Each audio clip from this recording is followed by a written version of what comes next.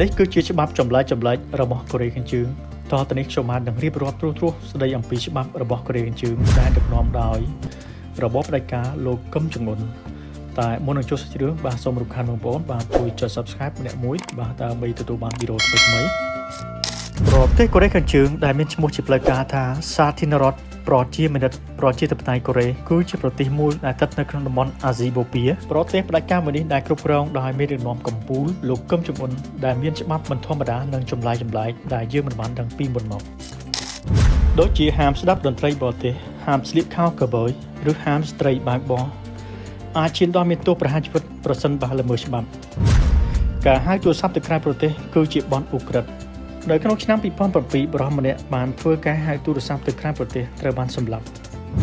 ការដេកលក់ក្នុងកិច្ចប្រជុំគណៈលោកគីមចុងអ៊ុនកំពុងថ្លែងសម្រាប់ការនឹងត្រូវទទួលទោសទណ្ឌដោយដែលបានកើតឡើងទៅលើរដ្ឋមន្ត្រីក្រសួងការពារជាតិ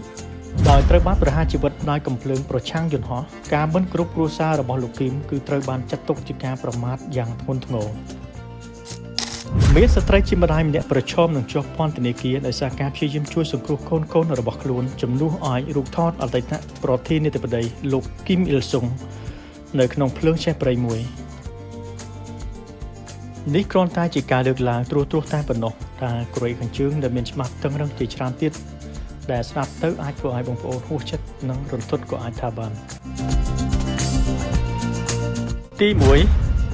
ការស្ដាប់តន្ត្រីបរទេសនិងមើលភាពយន្តជាភាសាបរទេសចាត់ទុកជាបទឧក្រិដ្ឋនៅក្នុងឆ្នាំ2015លោកគីមចុងអ៊ុនបានចេញនៅក្រិតមួយដើម្បីលុបចោលនៅកាសែត CD ទាំងអស់ដែលមានបទចម្រៀងបរទេសដែលហាមឃាត់ដោយរដ្ឋដើម្បីទប់ស្កាត់ការមិនចុះសម្រុងការកាត់ទោសអាស្រ័យលើប្រភេទនៃភាពយន្តអ្នកដែលបានមើលភាពយន្តអាមេរិកនឹងត្រូវប្រហារជីវិតខណៈបើមើលភាពយន្តឥណ្ឌាអាចឈានដល់ជាប់ពន្ធនាគារហើយបើមានការចែករំលែករូបអាពាហ៍នឹងត្រូវប្រន្ទាទោសប្រហារជីវិតផងដែរ2ការហៅទូរស័ព្ទទៅក្រៅប្រទេសគឺជាបទឧក្រិដ្ឋនៅក្នុងឆ្នាំ2007មានបរិសុទ្ធម្នាក់បានព្យាយាមខលទៅក្រៅប្រទេសជាច្រើនដងត្រូវបានកាត់ទោសប្រហារជីវិតទី3ការដេកលក់ក្នុងកិច្ចប្រជុំគណៈលោកគីមកំពុងថ្លែងសន្ទរកថាអាចនឹងត្រូវទទួលទោសយ៉ាងធ្ងន់ធ្ងររដ្ឋមន្ត្រីក្រសួងការពារជាតិកូរ៉េខាងជើងលោកហ៊ីយុនចុងជូត្រូវបានប្រហារជីវិតកាលពីថ្ងៃទី30ខែមេសាឆ្នាំ2015ដោយកំភ្លើងប្រឆាំងយន្តហោះនៅចំពោះមនុស្សជាង100នាក់ដោយសារតែលោកបានដេកលក់ក្នុងកំឡុងកិច្ចប្រជុំមួយរបស់លោកគីមចុងអ៊ុន4យ៉ាងណាក៏ដោយតែមិនគ្រប់ដល់គ្រួសាររបស់លោកគីមចុងអ៊ុនឬរដ្ឋាភិបាលកូរ៉េខាងជើងនិងអ្នកនយោបាយត្រូវបានចាត់ទុកថាជាទង្វើប្រមាថឲ្យអាចនឹងទទួលទិរោធកម្មឬទោសយ៉ាងធ្ងន់ធ្ងរកន្លងមកមានសេចក្តីរាយការណ៍ថាមានស្ត្រីជាម្ដាយម្នាក់ប្រឈមនឹងជាប់ពន្ធនាគារដោយសារតែការជួយសង្គ្រោះកូនរបស់នាងចេញពីអគ្គិភ័យដោយជំនួសមិនបានយករូបថតអតីតប្រធានាធិបតីគីមអ៊ីសុងចេញពីគ្រោះមហន្តរាយនោះសូម្បីតែមិនបានជួបសម្បត្តិលំអងទូលីចេញពីរូបថតអតីតមេដឹកនាំកូរ៉េខាងជើងក៏មានកំហុសផងដែរដូច្នេះគ្រួសារនីមួយៗរដ្ឋាភិបាលត្រូវបានផ្ដល់ម៉ាស៊ីនបូមទូលីមួយយ៉ាងពិសេសផងដែរ5មានតែមន្ត្រីរដ្ឋាភិបាលដែលជាបរិសុទ្ធប៉ុណ្ណោះដែលមានសិទ្ធិបើកបរស្ត្រីមិនត្រូវបានផ្ដល់ការអនុញ្ញាតឲ្យបើកបរនោះទេសូម្បីតែធ្វើការជាមន្ត្រីរាជការក៏ដោយហើយការរឹតបន្តឹងរបស់រដ្ឋាភិបាលអនុញ្ញាតឲ្យមនុស្សតែ1នាក់គត់ក្នុងចំណោម100នាក់មានរថយន្ត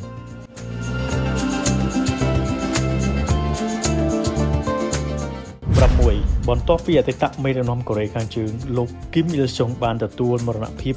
នៅឆ្នាំ1994មកជារៀងរាល់ឆ្នាំនៅថ្ងៃទី8កក្កដាការញញឹមត្រូវបានហាមឃាត់យ៉ាងតឹងរ៉ឹងការនិយាយខ្លាំងឬការរាំច្រៀងបាទព្រមទាំងផឹកស្រាត្រូវបានដាក់កំហិតហើយប្រសិនបើជនណាមិនគ្រប់ត្រូវបានចាប់បញ្ជូនទៅជំរំការងារឬសម្លាប់សាកសពរបស់លោកគីមអ៊ីលសុងត្រូវបានតម្កល់ក្នុងមជ្ឈកញ្ចក់ហើយរាល់ភ្ញៀវទេសចរទាំងអស់ដែលចូលទស្សនាទីនោះតម្រូវឲ្យពួកគេក្រាបនៅចុងជើងរបស់គាត់ផងដែរ7ប្រជាជនកូរ៉េខាងជើងទាំងអស់មិនត្រូវបានអនុញ្ញាតឲ្យស្លៀកខោកាប៊យនោះទេព្រោះវាត្រូវបានគេចាត់ទុកថាជានិមិត្តសញ្ញាមូលធននិយមរីឯស្ត្រីវិញស្លៀកសំពត់គ្របជង្គង់ ការឆ្លៀកពាក់ស៊ីស៊ីឬប៊ីគីនីត្រូវបានរឹតបន្តឹងបំផុត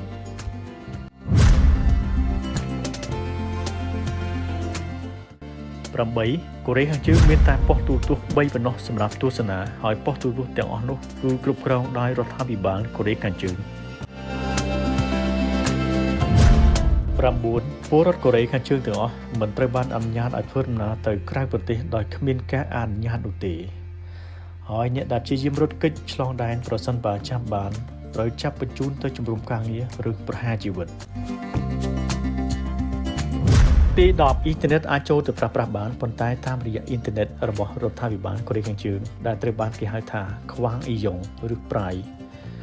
ដែលបានបើកឲ្យដំណើរការនៅក្នុងឆ្នាំ2000ហើយសម្រាប់ការប្រើប្រាស់ប្រកបដោយវិជ្ជាជីវៈមានតែគេអត្តពលចំនួន28តែប៉ុណ្ណោះហើយអ្នកដែលចូលមើលក្រោមការគ្រប់គ្រងរបស់រដ្ឋាភិបាលបញ្ជីអ្នកប្រើប្រាស់អ៊ីនធឺណិតរួមមានមេដឹកនាំអ្នកនយោបាយនិងក្រុមគ្រួសាររបស់ពួកគេតែប៉ុណ្ណោះព្រមទាំងសិស្សដែលបានចូលរៀនសាលាវិទ្យាជននិងយុវដ្ឋានប្រឆាំងតាមអ៊ីនធឺណិតរបស់យោធាមានតែប្រតិបត្តិការរបស់រដ្ឋដែលមានឈ្មោះថា Restart OS ដែលបានរចនាជាភាសាកូរ៉េតែប៉ុណ្ណោះវាមិនមែនជា Windows ឬ Mac ស្តង់ដារនោះទេរីឯ Wi-Fi ត្រូវបានហាមឃាត់មិនឲ្យប្រើប្រាស់គ្រប់ស្ថានទូតទាំងអស់ទូទាំងពិភពលោក11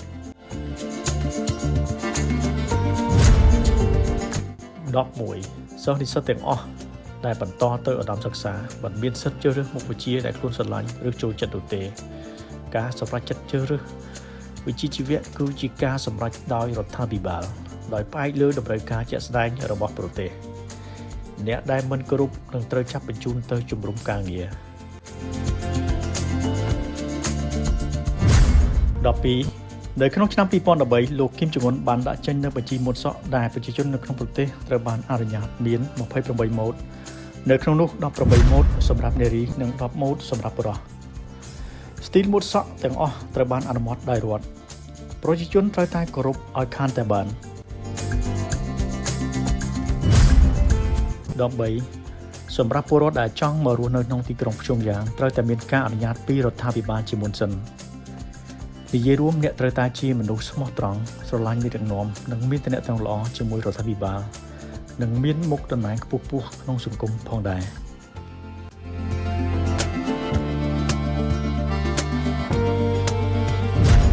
14ពលរដ្ឋកូរ៉េខាងជើងទាំងអស់មិនត្រូវបានអនុញ្ញាតឲ្យដាក់ឈ្មោះដូចមេដឹកនាំនាពេលបច្ចុប្បន្ននោះទេដូច្នេះពលរដ្ឋទាំងឡាយណាដែលមានឈ្មោះថាគីមត្រូវបានគេតម្រូវឲ្យបដូរឈ្មោះចេញ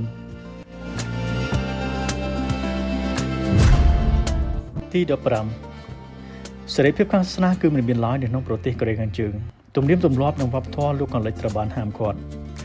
អ្នកដែលចែកចាយគម្ពីរត្រូវបានប្រហារជីវិតជាសាធារណៈនៅក្នុងឆ្នាំ2014មានជនជាតិអាមេរិកម្នាក់ដែលមានឈ្មោះថា Jeffrey Foley ត្រូវបានគេចាប់ខ្លួនដាក់ក្នុងពន្ធនាគាររយៈពេល5ខែដោយសារតែលោកបានភ្លេចគម្ពីរនៅក្នុងបន្ទប់ទឹកនៅភូមិឋានមួយគ្រប់ព្រះវិហារទាំងអស់ទូទាំងប្រទេសត្រូវបានគ្រប់គ្រងដោយរដ្ឋ16សម្រាប់ភ្ញៀវទេសចរទាំងអស់ដែលមកទស្សនាប្រទេសកូរ៉េខាងជើងត្រូវបានរហូតទូរស័ព្ទនិងកុំព្យូទ័ររបស់ពួកគេហើយក៏ត្រូវបានអនុញ្ញាតឲ្យយកត្រឡប់ទៅវិញមុនពេលដែលគេចាក់ចេញទៅប្រទេសគេវិញមគ្គុទ្ទេសក៍ទេសចរត្រូវតែគោរពតែឆ្មាំបានប្រាប់ទី17ពលរដ្ឋកូរ៉េខាងជើងទាំងអស់ដែលមានអាយុចាប់ពី17ឆ្នាំឡើងទៅត្រូវតែបោះឆ្នោតជាកាតព្វកិច្ចការបោះឆ្នោតធ្វើឡើងដើម្បីជ្រើសរើសមេដឹកនាំគណៈបកដឹកនាំប្រទេសតែជាធម្មតាមានតែគណៈបកតែមួយតែប៉ុណ្ណោះទី18គ្រួសារតែមូលអាចនឹងត្រូវទៅទោសប្រសិនបើមានសមាជិកគ្រួសារណាម្នាក់ធ្វើអន្តរជាតិហើយបើបុគ្គលណាប្រព្រឹត្តបទឧក្រិដ្ឋ3ចំនួនគ្រួសារនោះត្រូវតែទទួលទោសទី19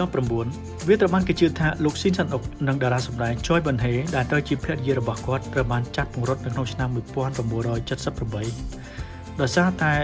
លោកបានបង្កើតភាពច្នៃប្រឌិតខ្សែភាពយន្តរបស់កូរ៉េខាងជើងក្រោយមកនៅក្នុងឆ្នាំ1986ព្រះប្រពន្ធនគរនេះត្រូវបានទទួលការទុកចិត្តពីមេដឹកនាំផ្ដាច់ការរបស់កូរ៉េខាងជើងបន្តិចម្ដងហើយពួកគេក៏មានឱកាសរត់គេចខ្លួនក្នុងកំឡុងពេលដែលធ្វើដំណើរទៅប្រទេសអូទ្រីសដើម្បីផ្សព្វផ្សាយខ្សែភាពយន្តកូរ៉េខាងជើង ទី20ប្រតិទិនរបស់កូរ៉េខាងជើងដែលមានឈ្មោះថាជូជេគឺផ្អែកទៅលើថ្ងៃខែឆ្នាំកំណើតរបស់លោកគីមអ៊ីលសុងដោយសារតែលោកបានចាប់កំណើតនៅថ្ងៃទី15ខែមេសាឆ្នាំ1912ទី21ប្រទេសកូរ៉េត្រូវបានកាត់ផ្តាច់ថាមពលអគ្គិសនីជារៀងរាល់យប់ដោយសារតែវិបត្តិថាមពលនៅក្នុងប្រទេស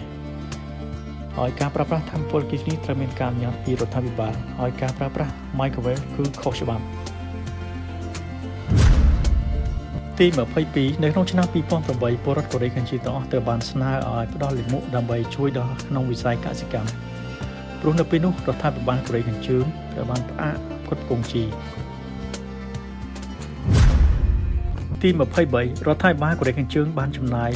20% នៃ GDP របស់ប្រទេសទៅលើវិស័យយោធាគណៈពលរដ្ឋរបស់ខ្លួនកំពុងរងគ្រោះនឹងកង្វះអាហារក៏ដូចជាជួបគ្រោះទុរភិក្សផងដែរហើយការបម្រើយោធាគឺជាកាតព្វកិច្ចរបស់បុរសដែលមានរយៈពេល10ឆ្នាំនិងស្ត្រីមានរយៈពេល7ឆ្នាំទី24គ្រប់រាយទាំងអស់មិនត្រូវបានអនុញ្ញាតឲ្យសម្រាលកូននោះទេប្រសិនបើមានអ្នកម្នាក់នៅក្បែរនោះហើយត្រូវតែទៅសម្រាលកូនតែម្នាក់ឯងច្បាប់របស់រដ្ឋាភិបាលកូរ៉េខាងជើងមិនអនុញ្ញាតឲ្យស្ត្រីជាម្ដាយបានសម្រាលកូននោះជួបជាមួយនឹងគ្រួសារឬសាច់ញាតិសូម្បីតែប្តីក៏ដោយរយៈពេល1សប្តាហ៍បន្ទាប់ពីសម្រាលកូនហើយកូនដែលបានកើតមកនោះពួកគេត្រូវតែផ្ដល់កូននោះឲ្យទៅរដ្ឋគណៈមានសេចក្តីរាយការណ៍ថាមានការព្រួយបារម្ភយ៉ាងខ្លាំងអំពីអត្រាកំណើនទាបនៅក្នុងប្រទេសកូរ៉េខាងជើងហើយកូនដែលបានឲ្យរដ្ឋយកទៅចិញ្ចឹមនោះនឹងត្រូវប្រគល់ជូនម្ដាយវិញនៅពេលដែលពួកគេមានអាយុ4ឆ្នាំទី25ថ្ងៃអាទិត្យគឺជាថ្ងៃពលកម្មសមូហភាពការសម្អាតទាំងអស់គឺធ្វើឡើងដោយដៃហើយឧបករណ៍មិនត្រូវបានអនុញ្ញាតនោះទេបាទបន្ទាប់ពីបានជ្រាបនៅច្បាប់ចម្លែកនិងទង្វើរហ័សចិត្តរបស់រដ្ឋាភិបាលកូរ៉េខាងជើងទាំងអស់នេះហើយតើបងប្អូនយល់យ៉ាងណាដែរនេះគ្រាន់តែជាការលើកឡើងត្រួសតែប៉ុណ្ណោះតាមពិតកូរ៉េខាងជើងនៅមានអត្ថកម្បាំងជាច្រើនទៀតខ្ញុំបាននឹងស្រាវជ្រាវជូនបងប្អូនទស្សនានៅវីដេអូក្រោយតើវាពិតជាសំណាងណាស់មែនទេដែលយើងមិនបានកើតនៅក្នុងទឹកដីរបស់ប្រទេសកូរ៉េខាងជើង